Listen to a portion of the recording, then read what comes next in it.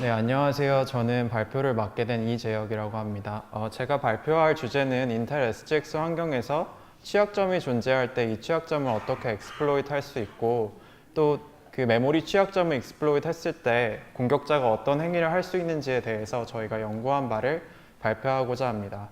이 연구는 마이크로소프트 리서치와 조지아텍과 함께 했고요. 김태수 교수님과 장영진 박사님께서 많은 도움을 주셨습니다. 네. 이미 이상호 박사님께서 SGX에 대해서 백그라운드를 자세히 설명해 주셨기 때문에 저는 간략하게 시작하도록 하겠습니다. 계속해서 클라우드가 많이 사용되고 있는데요. 이런 클라우드가 사용됨에 따라서 보안 문제도 많이 이슈화되고 있습니다. 여기 기사에서 보시는 것처럼 62% 정도의 컴퍼니가 그냥 퍼블릭 클라우드를 사용하고 또 유저의 센서티브한 데이터들을 그 위에서 처리하고 있는 것을 알 수가 있습니다. 이런 환경 속에서도 유저의 코드와 데이터를 안전하게 보호하기 위해서 인텔 SGX가 출시되게 되었습니다. 인텔 SGX는 X86 CPU 안에 들어가 있는 확장적인 기능으로서 기존의 CPU 위에서 스카이레이크 CPU 이후부터 사용할 수 있는 기능입니다. CPU로 구현되어 있기 때문에 하드웨어적으로 구현되어서 퍼포먼스가 매우 빠르고 기존의 X86 코드와 컴패터블하다는 장점이 있습니다. 이제 SGX가 어떻게 어플리케이션을 안전하게 보호하는지에 대해서 간략하게 설명해 드리도록 하겠습니다. SGX를 사용하게 되면 앙클레이브라고 하는 독립된 공간이 생기게 됩니다. 이 앙클레이브라고 하는 공간에는 그 앙클레이브의 데이터와 코드가 로드가 되고 이 코드와 데이터는 OS가 컴프로마이즈 되거나 어떤 VMM이 컴프로마이즈 되더라도 안전하게 CPU 패키지가 보호를 해줍니다. 즉 하드웨어적으로 앙클레이브 영역의 코드와 데이터를 보호해주기 때문에 어떠한 시스템 소프트웨어가 컴프로마이즈 되더라도 안전하게 앙클레이브를 지킬 수 있게 됩니다. 좀 더 자세한 내부 구현을 말씀드리면 SGX에서는 앙클레이브의 데이터와 코드를 저장할 때 인크립션에서 D램에 저장하게 됩니다. 그리고 이 코드와 데이터를 읽을 때마다 CPU로 불러와서 CPU에서만 읽을 수 있는 그 키로 디크립트해서 사용하는 형식을 가지고 있습니다.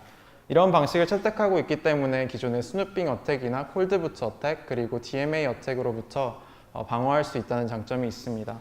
또한 아까 설명해 주셨듯이 기존의 시스템 소프트웨어가 앙클레이브로 접근하지 못하도록 MMU를 패치해서 앙클레이브에 대한 어떤 멜리셔스한 접근들을 전부 차단하고 있습니다. 또 SGX에서 제공하는 기능은 크게 두 가지가 있는데요. 첫 번째는 어테스테이션이라는 기능입니다. 어테스테이션을 통해서 제공하는 기능은 총 세 가지가 있습니다. 첫 번째는 해당 인클레이브가 정말 내가 원하는 인클레이브가 맞는지 확인해주는 과정이 있고요. 또 두 번째는 이 인클레이브가 정말 인텔 CPU 위에서 생성된 것인지 확인해주는 과정이 있습니다. 그리고 마지막으로 이 어테스테이션을 통해서 두 앙클레이브 간에 어떤 시큐어한 쉐어드 키를 공유할 수 있게 되는데 그 키를 통해서 시큐어한 커뮤니케이션이 가능하게 됩니다. 또 인텔 SGX는 실링이라는 기능을 제공하고 있습니다. 실링은 앙클레이브에서 사용하는 데이터를 untrusted storage에 저장하고 싶을 때 앙클레이브가 접근할 수 있는 키를 가지고 인크립션해서 저장하는 형식입니다. 그래서 인클레이브가 접근할 수 있는 그런 키를 생성해서 앙클레이브 내부에서 인크립션을 하고 저장을 하게 되면 외부에서 이를 디크립트 할 수 없고 또 인테그리티를 체킹하기 때문에 이를 악성적으로 바꿀 수 없게 됩니다. 그리고 마지막으로 설명해 드릴 것은 인텔 SGX 상에서 어떻게 하면 인크립트된 바이너리를 로딩할 수 있는가에 대한 설명입니다. 기본적으로 인텔 SGX에서는 이런 기능을 제공하고 있지는 않지만 여러 가지 리서치 페이퍼들에서 언급하고 있고 실제로 구현된 바가 있습니다. 먼저 퍼블릭한 로더를 구현해서 인클레이브 위에 올리고 이 퍼블릭한 로더가 리모트 서버와 어테스테이션을 통해서 시큐어한 커뮤니케이션 채널을 형성합니다. 이 채널을 통해서 인크립트된 코드와 키를 받게 되고 이 인크립트된 코드를 디크립트해서 인클레이브 위에 다시 올리게 됩니다. 그 이후에 퍼블릭 로더를 프라이빗 코드가 지움으로써 외부에서 봤을 때 인클레이브 안에 어떠한 코드가 있는지 전혀 알 수 없는 블랙박스 형태로 배포가 가능하게 됩니다. 이러한 시큐리티 개런티들이 많이 SGX를 통해서 제공이 되는데 그렇다면 저희가 이제 이 인클레이브를 사용하면 정말 모든 그런 공격자로부터 안전하다고 얘기할 수 있을까요? 그렇지 않다는 것이 저희의 결론입니다. 인텔 SGX는 외부 시스템 소프트웨어나 하드웨어 어태커로부터는 하드웨어 공격으로부터는 앙클레이브를 보호하지만 앙클레이브 내부에 감염자가 있을 때는 앙클레이브 내부가 감염되었을 때는 이를 안전하게 보호하지 못한다는 것에서 연구를 시작하게 되었습니다. 안타깝게도 하드웨어가 발전하는 속도에 하드웨어는 계속해서 발전하고 있지만 소프트웨어적인 취약점은 계속해서 해가 갈수록 많아지고 있습니다. 여러분들이 잘 아시듯이 이런 취약점들이 계속해서 나오고 있고 최근에 구글에서 발표한 OSS 퍼즈의 결과를 보더라도 아직도 소프트웨어적인 취약점이 많이 있음을 알 수가 있습니다. 그렇기 때문에 인텔 SGX 환경에서도 결국에는 소프트웨어가 동작하는 것이므로 그 안에 취약점이 존재할 수 있습니다. 이러한 상황에서 공격자가 취약점을 익스플로이트 할 수 있다면 어떠한 행위를 할 수 있는지 먼저 간략하게 설명해 드리도록 하겠습니다. 저희는 공격자가 대략 3가지 정도의 기능을 할 수 있다고 생각을 하는데요. 첫 번째로는 인텔 SGX가 제공하는 기능이 워낙 강력하기 때문에 다른 시스템 소프트웨어로부터의 모니터링을 피할 수 있습니다. 기존의 안티바이러스가 작동하는 형식을 보게 되면 좀 더 상위 권한의 운영체제나 하이퍼바이저를 통해서 하위 레벨의 소프트웨어를 모니터링하는 형식을 가지고 있습니다. 하지만 앙클레이브가 악성으로 작동한다면 외부에서 이에 대한 액세스가 불가능하기 때문에 이 앙클레이브가 정상적으로 동작하는지 모니터링할 수 없습니다.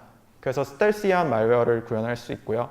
또한 두 번째로는 이 앙클레이브 안에서는 시큐리티 크리티컬한 데이터들이 많이 프로세싱이 됩니다. 그러므로 프라이빗 키라든지 아니면 패스워드라든지 아니면 중요한 정보들이 앙클레이브에 저장되어 있게 되는데요. 이러한 정보들이 외부로 누출될 수 있습니다. 그리고 세 번째로는 앞서 말씀드린 리모트 어테스테이션 과정에서 공격자가 맨 인 더 미들 어택을 통해서 앙클레이브를 실제로 생성하지 않고도 자신이 앙클레이브인 척 할 수 있게 됩니다. 그래서 저희는 인클레이브 안에 메모리 취약점이 존재한다는 가정하에 이 공격을 연구하게 되었는데요. 먼저 그 공격을 소개하기에 앞서서 Return Oriented Programming에 대해서 간략하게 설명해 드리도록 하겠습니다. ROP는 코드 인젝션이 불가능한 상황에서 이미 있는 코드의 조각들을 엮어서 자신이 원하는 악성 행위를 하는 방식입니다. 예를 들어서 공격자가 스택을 오버라이트 할 수 있다고 하면 다음과 같이 스택에 저런 가젯과 자신이 넣고 싶은 아규먼트와 실행하고 싶은 펑션의 주소들을 스택에 쌓아놓게 됩니다. 예를 들어서 시스템 함수를 통해서 빈 쉘을 실행하고 싶다면 pop RDI return 가젯을 엮고 그 다음에 빈 쉘 아규먼트와 시스템 함수를 엮음으로써 시스템 빈 쉘 함수를 실행할 수 있게 됩니다. 그런데 이러한 ROP 공격이 앙클레이브 안에서는 그대로 적용하기가 매우 어렵습니다. 그 이유는 앞서 설명해 드렸듯이 앙클레이브 내부의 바이너리가 외부에서 보았을 때 완전히 블랙박스처럼 그 바이너리의 정보를 알 수 없기 때문입니다. 그래서 공격자가 스택을 오버라이트 할 수 있다고 하더라도 오버라이트해서 코드 실행 흐름을 바꿀 수 있다고 하더라도 다음과 같이 어떤 주소로 띄워야 할지 알 수가 없습니다. 그렇기 때문에 공격자는 취약점이 있더라도 자신이 원하는 코드를 ROP 공격을 통해서 실행할 수 없게 됩니다. 그래서 저희는 이러한 블랙박스 상황에서 어떻게 하면 가젯들을 찾을 수 있고 이 가젯들을 이용해서 어떤 공격들을 할 수 있는지 조사해 보았습니다. 이 가젯을 찾는 과정은 총 4가지 스텝으로 구별이 되어 있는데요. 먼저 인클레이브 안에 있는 바이너리에 대한 정보가 없기 때문에 pop 가젯이 어디에 있는지도 알 수가 없습니다. 즉 pop RAX return이라든지 pop RAX RBX return이라든지 이런 가젯의 위치를 알 수가 없습니다. 그래서 저희가 맨 처음 한 것은 pop something return하는 가젯들이 어디에 있는지를 찾아내는 과정을 스텝 1을 통해서 수행했습니다. 그리고 이렇게 얻어내는 가젯들은 아직 pop RAX인지 pop RBX return인지 이런 레지스터 정보에 대해서는 스텝 1을 통해서는 알 수가 없습니다. 즉 pop 2개 리턴하는 인스트럭션인지 pop 3개 리턴하는 가젯인지 pop을 몇 개 하고 리턴하는 가젯인지는 알 수 있지만 저 정보만 가지고는 공격을 할 수 없기 때문에 이 팝 가젯이 어떤 레지스터를 변경시키는지 알아내야 합니다. 그것을 알아내는 과정을 인클레이브에서 사용되는 enclu라는 인스트럭션을 통해서 알아낼 수 있습니다. 그래서 저희는 두 번째 스텝으로 저 enclu 인스트럭션도 어디 있는지 모르기 때문에 저 인스트럭션을 찾기 위해서 스텝 2를 실행합니다. 그래서 스텝 1, 2를 하게 되면 enclu 인스트럭션과 팝 2개 하는 가젯이 어디 있는지, 팝 3개 하는 가젯이 어디 있는지 이러한 정보들을 얻을 수 있게 되는데요. 이러한 정보들을 스텝 세 번째에서는 이 팝 2개 하는 가젯이 팝 RAX, 팝 RBX 리턴인지, 팝 RCX, 팝 RDX 리턴인지 이런 레지스터를 변경하는 정보를 세 번째 스텝에서 알아내게 됩니다. 그리고 그러한 가젯들을 알아낸 이후에 메모리 카피 펑션을 찾아서 인클레이브 내부에서 외부로 데이터를 카피한다든지 외부에서 내부로 데이터를 카피하는 그러한 방법을, 그러한 가젯들을 찾는 것을 네 번째 마지막 스텝으로 하게 합니다. 네, 그래서 이렇게 가젯을 찾고 나면 저희가 할 수 있는 것은 총 세 가지 정도가 있는데요. 첫 번째는 그 바이너리를 외부로 유출하고 데이터를 외부로 빼오는 방법이 있고요. 또 리모트 어테스테이션을 하이제킹하는 방법이 있고, 실링된 데이터를 언실해서 외부로 누출하는 그런 세 가지 정도의 공격 방법을 생각하고 있습니다. 그래서 이제 첫 번째 스텝부터 네 번째 스텝까지 어떻게 공격이 진행되는지 설명해 드리도록 하겠습니다. 첫 번째 스텝을 설명하기에 앞서서 간단한 백그라운드를 설명해 드리겠는데요. 공격자는 앙클레이브 내부의 바이너리 정보에 대해서는 알 수 없지만 그 앙클레이브가 어떤 메모리 레이아웃을 가지고 있는지에 대한 정보를 가지고 있습니다. 즉, 페이지 테이블 퍼미션을 봄으로써 어떤 영역이 코드 영역이고 어떤 영역이 데이터 영역인지에 대한 정보를 알 수가 있습니다. 또한 두 번째 백그라운드는 인클레이브가 유저 레벨 어플리케이션으로 돌고 있기 때문에 인클레이브 내부에서 익셉션이 발생하게 되면 이 익셉션을 핸들링하지 못하고 OS로 권한이 넘어가게 됩니다. 그런데 이 넘어가는 과정에서 레지스터 컨텍스트가 그대로 남아있게 되면 악성 행위자가 인클레이브의 정보를 얻어낼 수 있기 때문에 인클레이브 내부에서 익셉션이 발생하면 하드웨어적으로 이 인클레이브 내부에서 사용하던 레지스터 정보들을 이상한 다른 값들로 채워 넣습니다. 그리고 익셉션이 발생한 위치를 CR2 레지스터를 통해서 원래 알아낼 수 있는데 하위 12비트를 지움으로써 몇 번째 페이지에서 익셉션이 났는지만 그 정보만을 공개하고 있습니다. 이런 백그라운드를 통해서 저희가 가젯을 어떻게 찾을 수 있는지 설명해 드리도록 하겠습니다. 먼저 처음에 return 인스트럭션을 인클레이브 코드 처음부터 끝까지 전부 프로빙 합니다. 그래서 처음에는 return 인스트럭션에 0xF75000 저 주소를 넣고 실행을 해봅니다. 만약 운이 나쁘게 저 주소에 일리걸 인스트럭션이 있으면은 실행이 되지 않고 익셉션이 발생하면서 실행 흐름이 바깥으로 빠져나가게 됩니다. 하지만 만약 저 위치에 다음과 같이 팝 뭔가를 하는 가젯과 return 인스트럭션이 있게 되면 return 주소 다음에 쌓여있는 데이터 하나가 팝돼서 없어지고 그 다음 주소인 420000으로 return하게 됩니다. 이 return하는 주소는 일부러 앙클레이브의 힙 같은 executable 권한이 없는 페이지로 설정을 하는데요. 이런 과정을 통해서 저 특정 위치에 팝 하나하고 return하는 인스트럭션이 있는 것을 알아낼 수 있습니다. 이런 과정을 계속해서 반복하면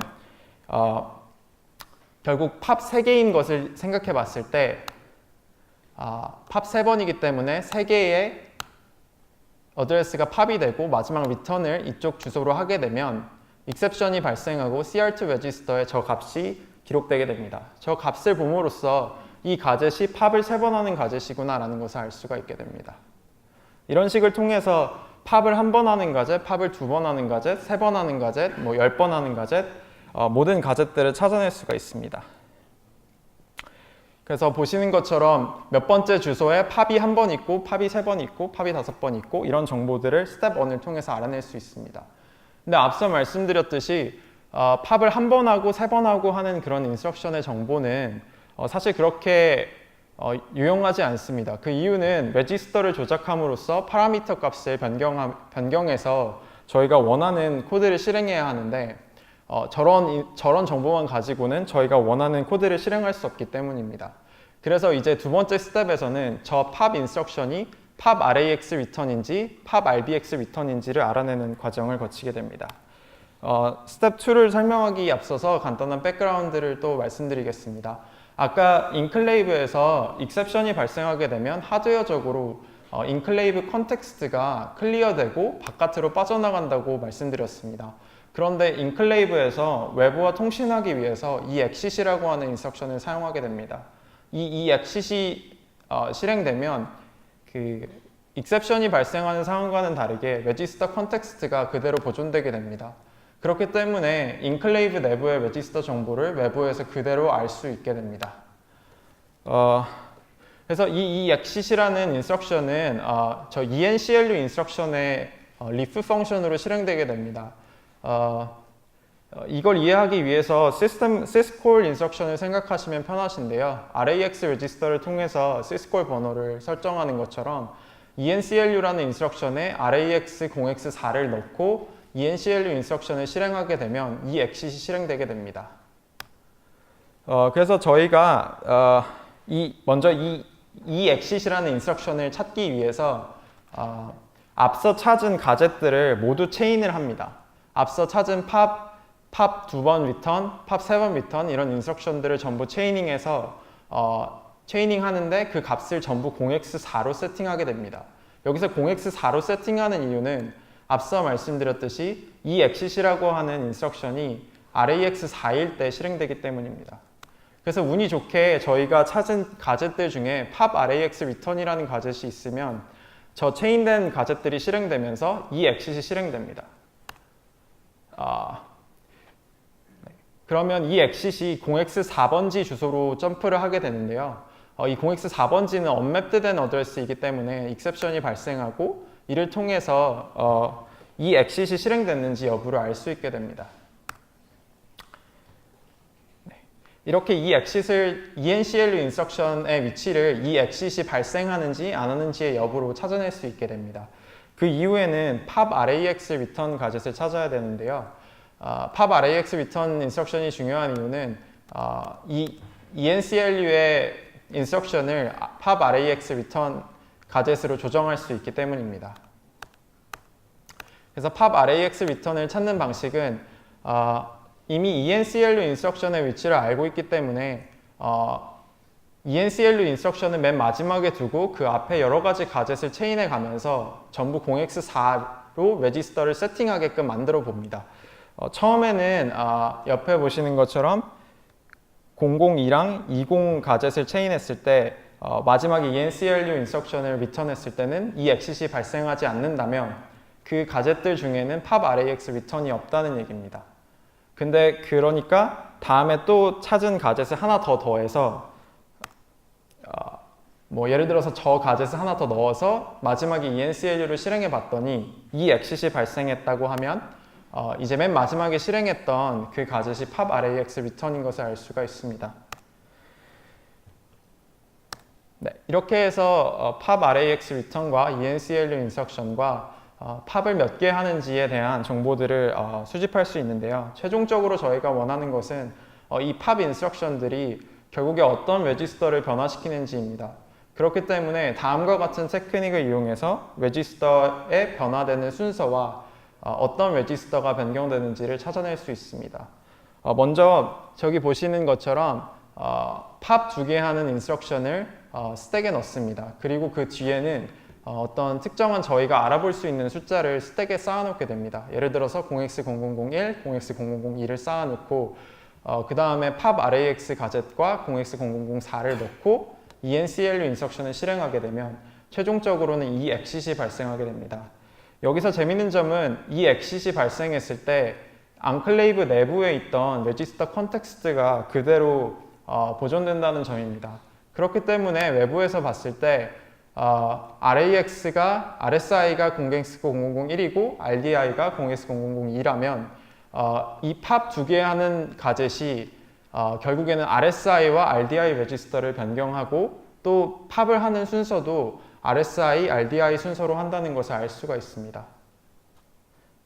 네, 이런 식으로 해서 모든 팝 가젯이 어떤 레지스터를 변경하는지에 대한 정보를 알 수 있습니다. 마지막으로는 메모리 카피를 하는 함수를 찾는 과정인데요. 저희가 앞에서 이런 과정을 통해서 모든 팝 가젯을 찾아냈기 때문에 메모리 카피를 하는 함수의 파라미터를 조작할 수 있습니다. 저기 맨 위에 보이시는 가젯을 통해서 멤카피에 필요한 RDI, RSI 그리고 RDX 레지스터를 변경할 수 있는 것을 보실 수 있습니다. RSI에는 source address가 들어가고 RDI에는 destination address가 들어가는데요. 여기서 보시는 것처럼 destination을 1000 주소로 박아놓고 source를 2000 주소로 박아놓은 다음에 모든 인클레이브 어드레스 스페이스를 전부 프로빙하면서 돌다 보면 어느 순간에 멤카피가 실행되면 다음과 같이 1000 주소에 2000 주소에 있던 데이터가 덮어 씌워지는 것을 알 수 있습니다. 이렇게 된다면 인클레이브 내부에 있던 멤카피가 실행되면서 2000에 있던 값들이 1000으로 카피되는 것을 알 수 있기 때문에 이런 식으로 간단하게 멤카피 가젯을 찾을 수 있었습니다. 실제로 저희가 인텔 SDK를 사용해서 이 공격을 실행해 보았는데요. 보시는 것처럼 가젯을 많이 찾을 수 있었습니다. 옆에 보시는 가젯들은 libsgx trts라고 하는 라이브러리에서 추출한 것들인데요. 저 라이브러리는 앙클레이브를 사용할 때 반드시 컴파일 되도록 되어 있는 라이브러리입니다. 그렇기 때문에 항상 이 공격이 가능하다고 할 수 있고요. 또 오른쪽에 보시는 저 가젯은 인텔 라이브러리에 이제 콜링 컨벤션을 무시하는 가젯 펑션들이 있습니다. 그런 펑션들 때문에 이제 레지스터를 푸시하고 팝하는 가젯들이 펑션의 앞과 끝에 존재하게 됩니다. 그래서 저런 팝 가젯들도 찾을 수 있었습니다. 실제로 테스트해본 결과는 다음과 같은데요. 많은 레지스터에 대한 팝 가젯을 저희가 찾을 수 있었고요. 이 스텝 1부터 4까지의 실제 데모를 보여드리도록 하겠습니다. 먼저 스텝 1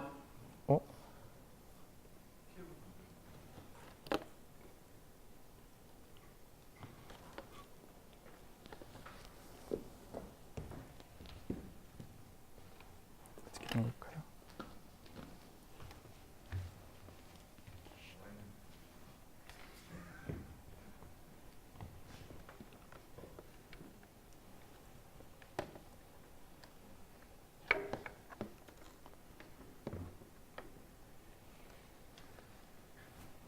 이거를 넘기셔야 돼요.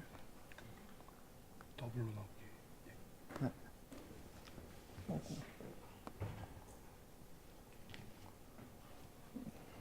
선택 한번 하시면 돼요. 네, 먼저 스텝 1을 통해서 팝 가젯을 찾는 과정인데요. 보시는 것처럼 팝 1번 하는 가젯, 팝 2번 하는 가젯 이런 가젯들을 말씀드린 스텝 1을 통해서 찾아낼 수 있습니다. 이렇게 찾아낸 가젯들을 전부 파일로 저장을 해놨는데요. 이렇게 찾은 가젯들을 실제로 디버거를 통해서 제대로 찾아졌는지 매뉴얼하게 한번 찾아보았습니다. 보시는 것처럼 지금 팝 4번 하는 가젯인가요? 잘 안 보여서. 그래서 보시는 것처럼 디버거로 찍어봤을 때 정말로 팝을 하는 인스트럭션들이 있는 것을 찾을 수 있었고요.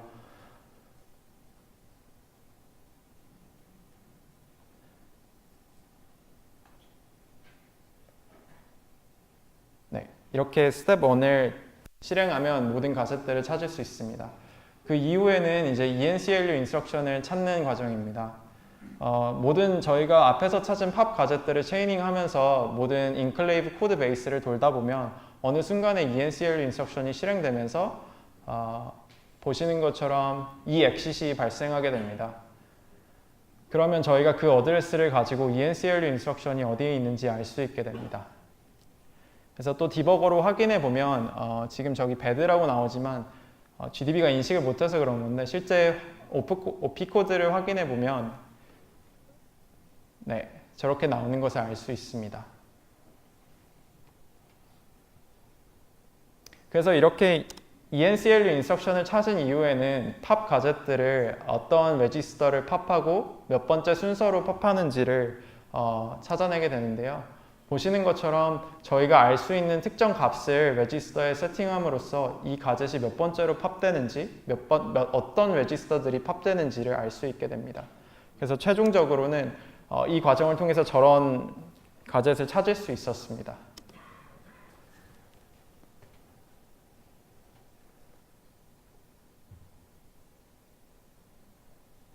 네, 확인해보면 동일한 것을 알 수 있고요.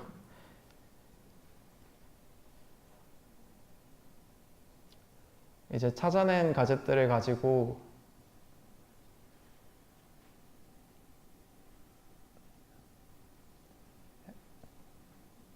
이 과정은 다른 팝 가젯들을 이제 분석하는 과정입니다. 그래서 팝 두 번째, 팝 세 번째 있는 가젯들이 실제로는 어떤 레지스터를 팝하고 몇 번째 순서로 팝하는지 이런 것들을 조사하게 됩니다.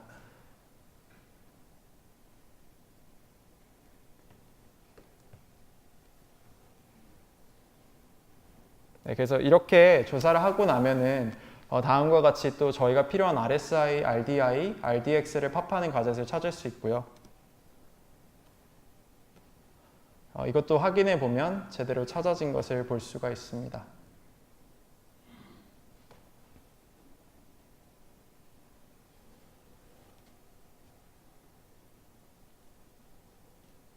네, 이제 마지막으로는 멤카피를 찾는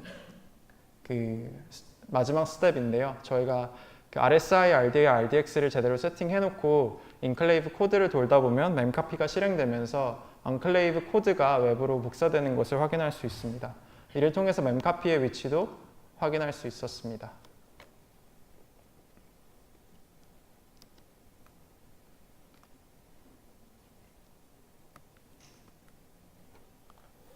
네, 그래서 여기까지 가젯을 어떻게 찾을 수 있고 가젯이 제대로 찾아진다는 것을 보여드렸고요. 이렇게 찾아진 가젯들을 가지고 어떤 악성 행위를 할 수 있는지에 대해서 간략하게 설명드리도록 하겠습니다. 저희가 생각하고 있는 것은 첫 번째로는 앙클레이브 내부에 있는 데이터를 멤카피를 통해서 외부로 유출시키는 방법입니다. 멤카피 가젯과 여러 가지 다른 가젯들이 있기 때문에 데이터를 외부로 쉽게 유출할 수 있고 또 인클레이브에서 제공하는 실링은 아까 말씀드렸듯이 특정 인클레이브 내부에서 디크립션 키를 가져옴으로써 그걸로만 디크립트 할 수 있습니다. 근데 저희가 가진 가젯들을 가지고 그 키를 만들어내는 인스트럭션을 실행할 수 있기 때문에 그 키를 통해서 실링된 데이터를 언실하고 그것을 밖으로 멤카피해서 외부로 유출하는 그런 데이터를 유출하는 공격이 가능합니다. 이거는 실제로 그걸 어떻게 할 수 있는지 가젯을 엮은 것을 보여주는 건데요. 이게 키라는 인스트럭션을 통해서 그 실링을 할 때 사용하는 키를 생성할 수 있게 됩니다. 이게 키라는 인스트럭션을 실행하기 위해서 RAX에는 특정 리프 펑션 인덱스를 넣어놓고 두 번째 RBX는 키 리퀘스트라고 하는 어떤 키를 생성할 건지에 대한 정보를 담게 됩니다. 그리고 세 번째 RCX 파라미터에는 생성된 키를 앙클레이브 어디에 저장할지에 대한 정보를 세팅하게 됩니다. 그래서 저희가 찾아낸 가젯들을 엮어서 먼저 메모리 카피를 해서 외부에서 앙클레이브 내부로 키 리퀘스트 데이터를 카피합니다. 그리고 이 키 리퀘스트 데이터와 어디에 키 리퀘스트 데이터를 RBX 레지스터에 세팅해주고 어떤 메모리 영역에 키를 생성할 건지를 세팅해주면 그리고 ENCLU 인스트럭션을 마지막으로 실행하게 되면 저기 보시는 것처럼 43000 영역에 그 키가 하드웨어적인 키가 생성된 것을 알 수 있습니다. 이렇게 키가 생성되면 마지막으로는 멤카피 가젯을 엮어서 그 키를 외부로 빼내게 되면 인클레이브가 실해놨던 데이터를 공격자가 언실할 수 있게 됩니다. 그리고 두 번째로 가능한 공격은 리모트 어테스테이션 과정에서 공격자가 중간에 맨인더미들 어택을 하는 것인데요. 리모트 어테스테이션이 동작하는 방식은 다음과 같습니다. 먼저 외부에서 그 앙클레이브를 먼저 어테스테이션을 시도를 하게 됩니다. 그러면 공격자가 이 리퀘스트를 받아서 인클레이브로 바로 보내지 않고 자신의 악성 인클레이브로 악성 프로그램으로 보내게 됩니다. 그럼 악성 프로그램에서는 어테스테이션에 필요한 데이터를 생성하고 이 데이터를 메모리 카피를 통해서 인클레이브 내부로 옮기게 됩니다.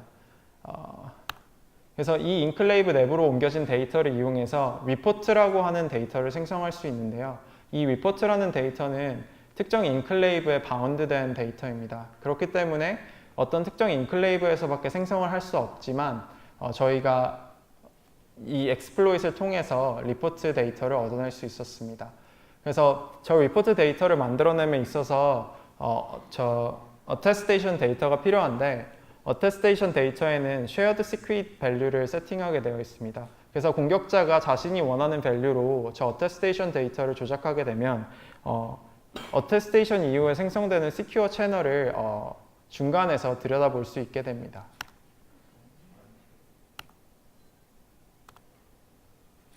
네. 그래서 이것은 어떻게 하면은 그 과정을 체이닝해서 공격할 수 있는지 보여주는 것이고요.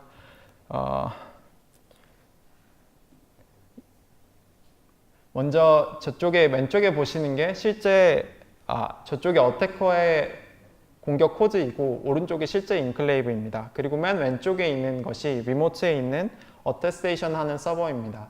그래서 먼저 공격자는 자신이 만든 퍼블릭 키를 그 어테스테이션 서버에 보내게 되고 어테스테이션 서버에서는 그 메시지를 보내온 사람에게 너가 정말로 그 인클레이브를 소유하고 있는지 묻기 위해서 리포트 데이터를 요청하게 됩니다. 그러면 인클레이브를 바로 콜하지 않고 저희가 버그를 트리거해서 체이닝 한 다음에 리포트 데이터를 저희가 원하는 값으로 생성할 수 있습니다. 이렇게 되면 공격자가 중간에 데이터를 모두 들여다볼 수 있기 때문에 이렇게 생성된 시큐어 커뮤니케이션 채널이 안전하지 않게 됩니다. 네, 제가 준비한 내용은 여기까지입니다. 혹시 질문 있으신가요?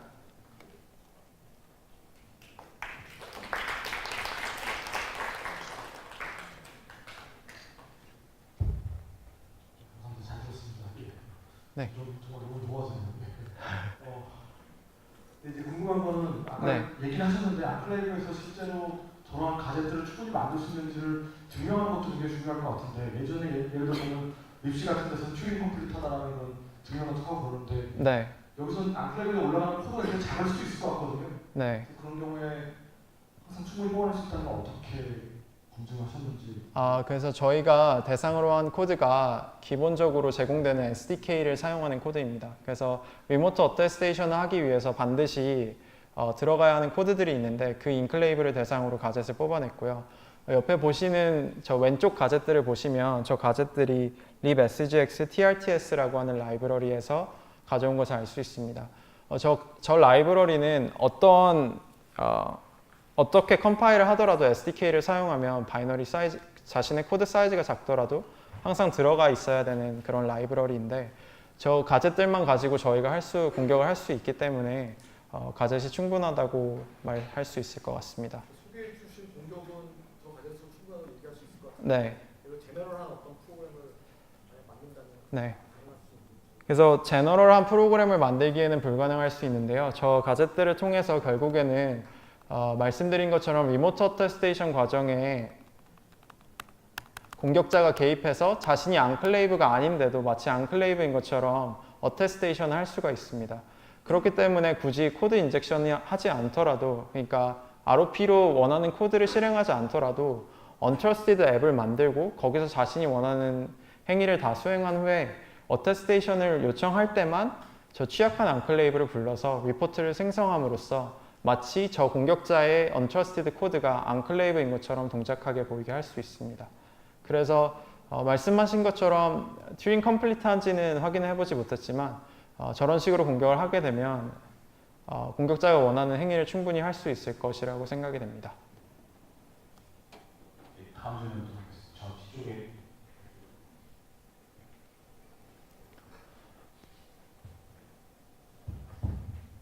네, 잘 들었습니다. SGX에 대한 기반 지식이 아니어서 질문이 이럴까는지 모르겠는데 일단 좀 더 심플하게 메모리 리를 할 수 있는 방법을 구현할 수 있지 않을까 싶어서 질문을 드린 거거든요. 다른 가제 외에도 네. 어떤 특정한 엑스트라에 다 값을 담아서 테스트에 카피하는 방식이라든가 이런 것들을 활용하면 네. 전체 그 엔크리프트 코드를 가능하지 않을까 해서 물어보는 건데. 혹시 질문이 그러면 memcopy 펑션을 호출하지 않고도 이미 있는 가젯을 이용해서 그 내부의 데이터를 외부로 유출할 수 있는 방법이 없는지 그 말씀이신가요? 그렇죠. 요즘은 이제 네. 터널에서도 그런 가제를 이용해서 인스트럭션 한 네. 정도 구현을 하긴 하니까요. 그래서 일단 memcopy를 저희가 사용한 이유는 인클레이브도 결국에는 외부와 통신을 해야 될 필요가 있습니다. untrusted 앱으로부터 어떤 데이터를 받아와야 될 필요가 있는데 그때 항상 memcopy를 사용하게 되어 있고요. 그렇기 때문에 memcopy가 있다는 것을 저희는 가정을 하고 있고 실제로 memcopy가 없더라도 제가 테스트 해볼 때 memcopy를 찾지 않고 그냥 말씀하신 대로 레지스터를 세팅하고 돌려보면은 그런 가젯을 통해서 외부로 1바이트나 2바이트 값이 쓰여지는 상황을 찾을 수 있었습니다.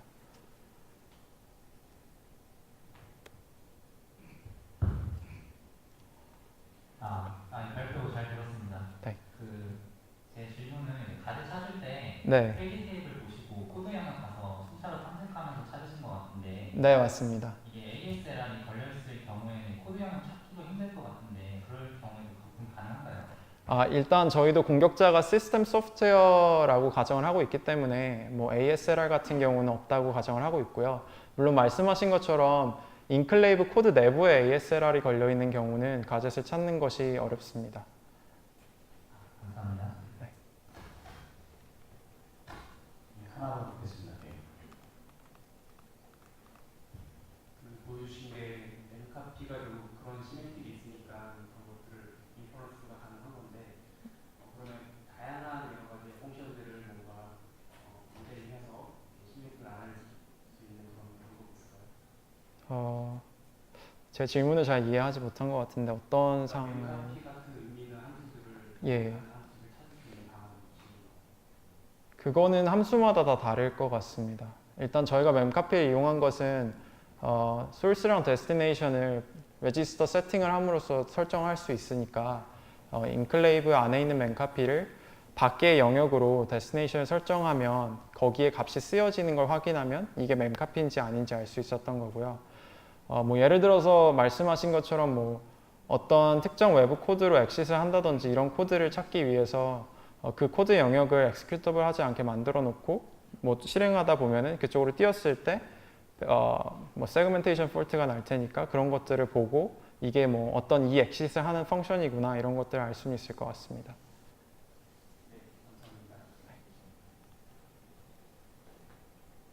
네, 또 마지막 질문 하겠습니다. 마지막 시간에 있는 질문이 활발했지만 이제 마지막 토크해 주신 이재현 분께 큰 박수 감사합니다.